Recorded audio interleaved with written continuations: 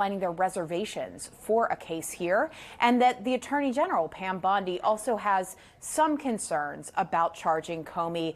That said, that does not mean that prosecutors will not see that there is a case that they want to bring, and they will have to go to a grand jury to get approval there if they do indict Jim Comey for perjury for previous congressional testimony, largely around the 2016 Russia investigation. That is something that Donald Trump would like to see because he has been quite public about wanting there to be some sort of retaliation or what he says justice for his political enemies. Max? Okay, back with you, Caitlin, when you hear more. Thank you so much. US President Donald Trump is blaming what he calls the radical left for Wednesday's deadly shooting at a US Immigration and Customs Enforcement office in Texas. The radical left is causing this problem, not the right, the radical left. And it's going to get worse, and ultimately it's going to go back on them. I mean, bad things happen when they play these games. And I'll give you a little clue. The right is a lot tougher than the left. But the right's not doing this.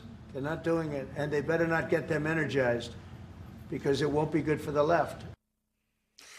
During a White House meeting a short while ago with his Turkish counterpart, President Trump suggested the Dallas shooting could spark right-wing backlash then.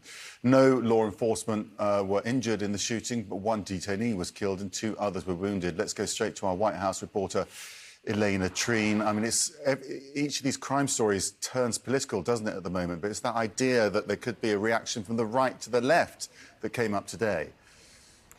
That's right. As you heard the president say there in the again,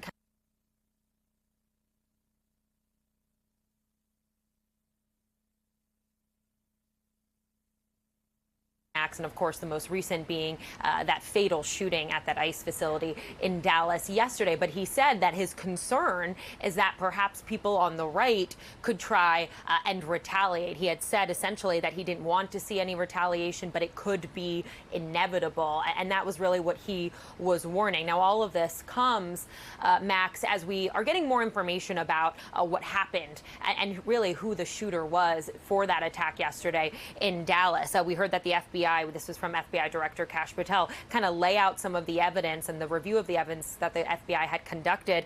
And they say that the evidence indicates that the shooter conducted large amounts of research on ICE, ballistics, and the shooting of Charlie Kirk, suggesting what he called a high degree of pre-attack planning. And so all of this comes as, of course, we're still getting more details on the specifics of what has been so much